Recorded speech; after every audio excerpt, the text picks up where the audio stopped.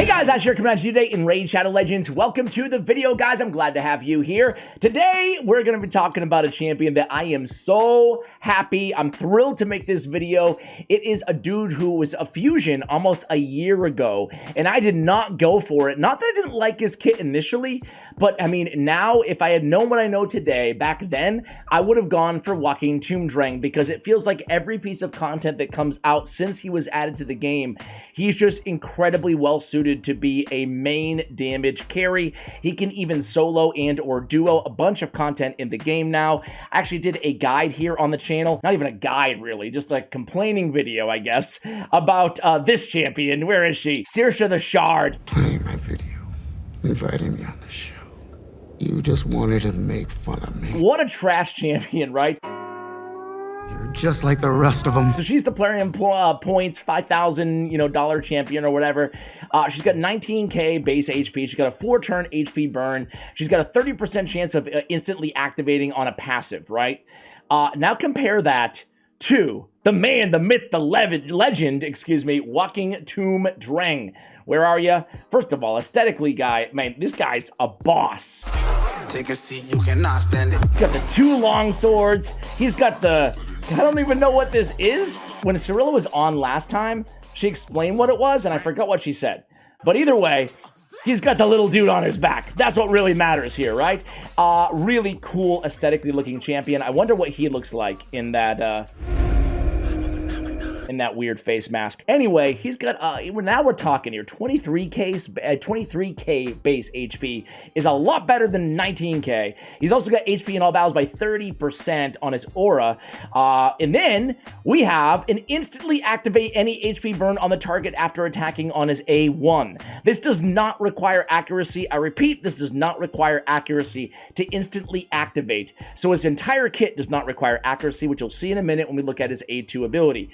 I mean, okay, so don't bug me with these 30% on passives. How about 100% on an A1 ability? Not only that, but he's bringing the HP burn, cannot be resisted on a 3-turn cooldown on the A2 ability. Again, no need for accuracy at all on this champion. On the A3, Death's Balance is actually a great heal ability that he's bringing to the table as well. He'll decrease the cooldown of the HP burn, the A2, by 1 turn if the target's HP is higher than this champion's current HP. So now we have reduction as well on the A2, which normally will apply to bosses because their HP is going to be higher than ours, right? Then on the passive, Fortress reflects 30% of the damage this champion receives back to the attacker if this champion has 50% HP or more, or deals 30% more damage instead if this champion has less than 50% HP. So man, I mean, what an incredible kit. And again, whether we're talking Iron Twins, Hard Dungeons, Sand Devil, I use this dude on all my main teams. He's become a champion that was in my vault, literally, to a champion that I use, arguably more than most in the game, just really, really incredible stuff. If you're in the position that I was in and not using this champion, but you have him, gosh, I hope this video, if anything, gets you to take him out there and max him out and take advantage of his amazing, amazing kit out there. So let me go ahead and show you how I have him built. And then I'm going to show you the 2 main areas where I really rely heavily on this guy. And that is Ice Golem 10 hard and duoing stage 25, the most difficult stage of Sand Devil's Necropolis. So this is the build, guys. I tried to kind of split the difference a little bit on this build. I need to build him with high enough resist to resist the heal reduction on the Ice Golem's minions. So we need some resist on him. I can get by with 400 if I run a resist aura champion. I will show you that team in just a moment here. I'll also give you substitution ideas. Other than that, guys, this is a fairly easy champion to build. We just want as much HP and speed as we can get on him, Especially for Sand Devil, we don't need resist at all. So for Sand Devil, I would just continue to stack more speed and HP. I mean, the more the merrier. We don't need accuracy at all. We have a little bit of it here, but it's basically just from Faction Guardians and Great Hall. We don't need crit rate. We don't need crit damage. That's it. That's really it. We have him in a Stone Skin in a regeneration set right now.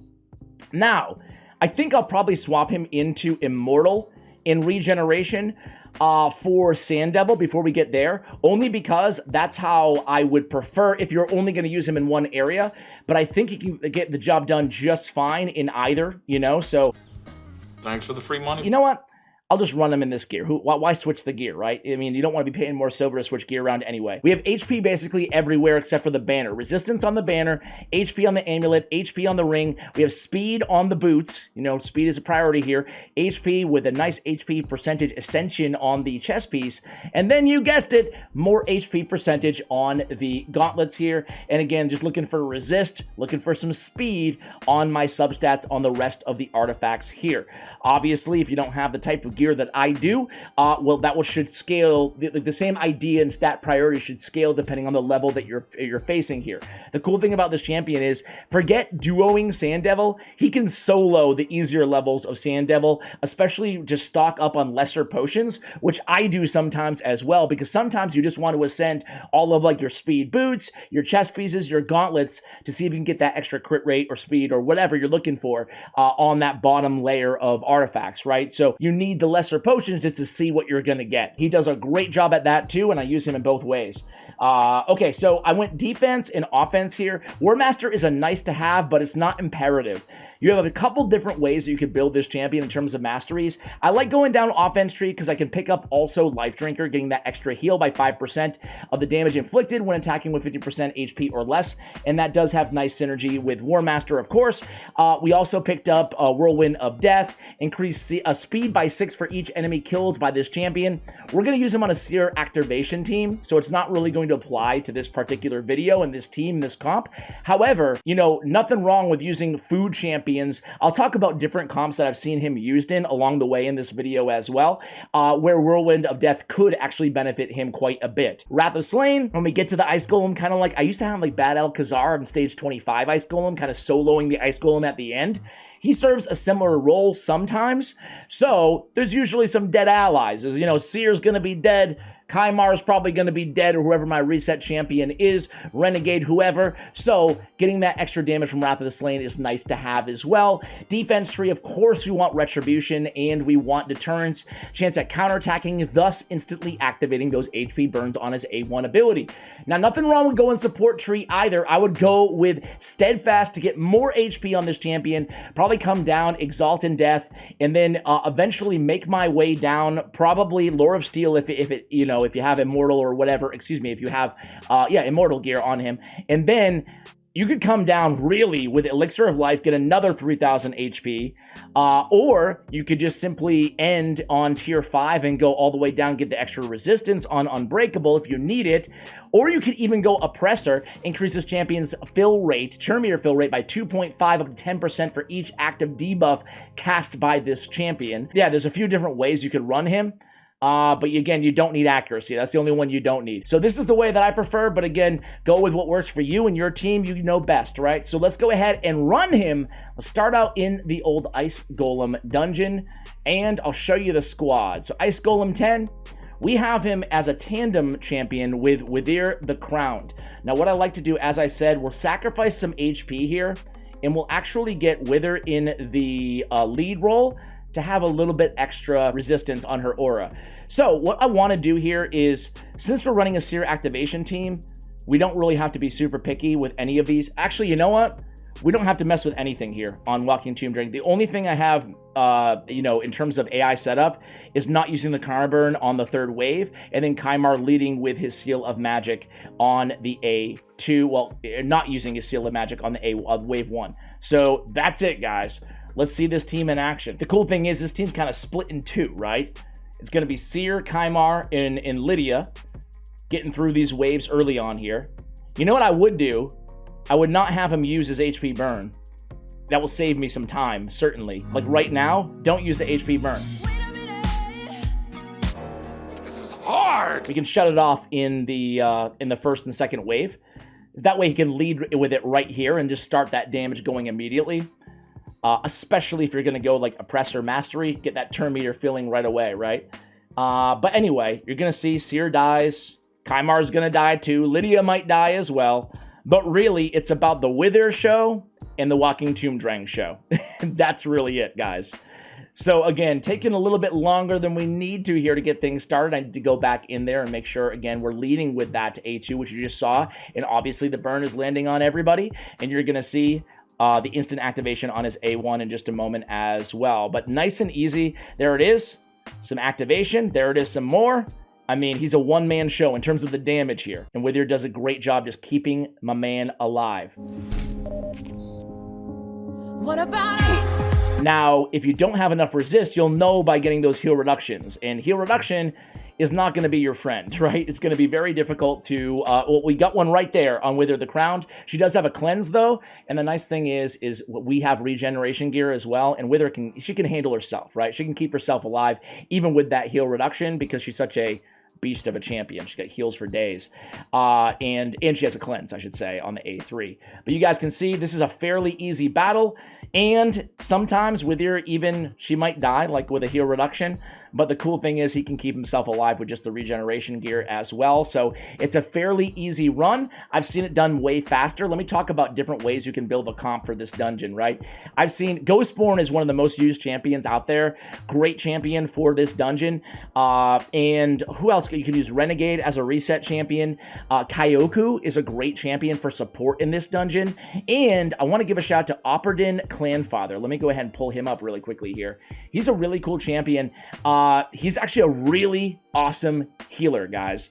He's got an AoE, heals allies by 10% of this champion's max HP, heals all allies under continuous heal buffs by 15% instead, removes block buffs and heal reduction debuffs from all allies, thus not having to worry so much about those heal reductions, and then places 2 continuous heal buffs on all allies, also has a 100% chance of removing 1 random debuff from all allies. Each time a continuous heal buff heals an ally, fills that ally's turn meter by 5%.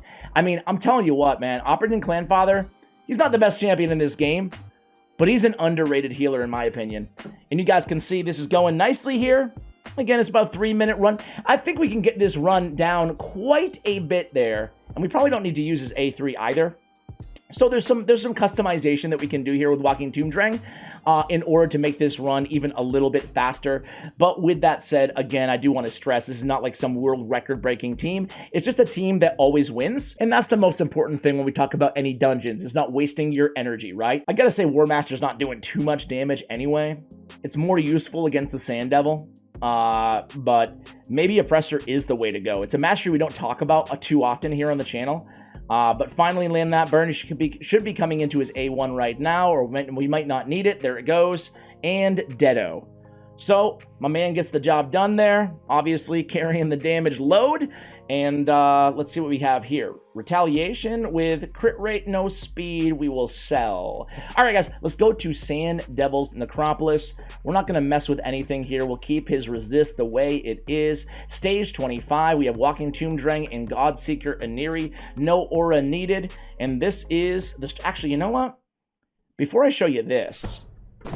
Easy money. Let me waste some energy. Speaking of not wasting energy, guys. Let me just show you really quickly what I was talking about earlier, right? So all you got to do is find a Force Affinity, stage that you can beat fairly easily. I would just go for, if you just need lesser potions, you can literally just go for stage 6. It doesn't really matter that much. 6 to 8. Versus stage 10, you're getting 8 to 10, but then you're getting the 3 to 4 as well of the greater oils. But I'm going to show you this stage. I'm going to show you just him right now first. And this is just a quick little solo, right? It's not, again, it's nothing too crazy. He's going to heal himself up nice and easy. He's going to instantly activate those burns that he places. You can see right there with that A1 comes back in, and it's just a matter of time. But this is how I like to farm, again, the lesser oils, right? That way I can go ahead and ascend my artifacts. I'll come to you guys at the end of this one because there's not much to see here other than, well, I was just passing by. him doing damage and soloing the Sand Devil. I'll be right back. All right, guys, so here we go. The Sand Devil is down. All right, now let's show you the big boys. But again, this is, nice and easy strategy. And the nice thing is the gear requirement is not as intensive as you saw it there. All you got to do is basically just keep him alive. You can throw immortal gear on him as well, especially if you're just in progression mode. Stage 25, we're going to use him with Godseeker Aniri. In terms of team setup, guys, It's not a hard team to find. There's only 2 champions on it. Godseeker Near needs to be in the lead, whether you're using a ninja or a chronum or any, HP activator for this type of strategy. That way she can revive herself first with Guardian Angel, and then she can come into Rise of Glory to not only revive Walking Tomb Dreng, but also reset the cooldown of all of his skills, so we can come right back in and prioritize his A2 ability, actually have his A3 death balance shut off here. In terms of the base stats, you can take a quick look here on Godseeker Aniri as well. Speedy with a decent amount of HP on her. So let's go ahead and jump into it, and you'll see how the team works. This is not the fastest run known to man. They die right away. Obviously, she's revived. She revives him. He lands the HP burn, and then he comes into the A1 and he instantly activates. And that's how the team goes. That's how the run goes, right? So again, it's not the fastest run known to man, but it gets the job done, and it allowed me to free up my ninja to use in other areas of the game. So basically, we just keep doing this. We keep getting low on health. She heals, and then boom, we come back. She revives, and we repeat the entire process over and over and over again. That's really it, guys. That's really the strategy. So Walking Tomb Dreng is my MVP now, man. I really, really dig this dude. I'm not going to talk for 6 minutes or however long this is going to take, but we will watch one more wipeout, because it's kind of fun seeing the two just die and then come back to life and then just dominate, right? Here it goes. Boom, Deado, revive, come in, A2, do that, come in, activate, and then do it all over again. All right, guys, I will be back at the end of this run. BRB, HP burn, and Deado. So there we go, guys. And again, a little bit slower than the Nogdar glitch run at 8 seconds. But my man Dreng and Godseeker Aniri, they get the job done, guys. Let me know. Do you agree with me? Do you disagree with me? How do you feel about Walking Tomb Dreng being just an amazing champion who really, as I mentioned earlier in the video, with the introduction of this new content, he has excelled and provided tremendous value. Guys, let me know in the comments below. Thank you for watching till the end. And as always, take care, guys.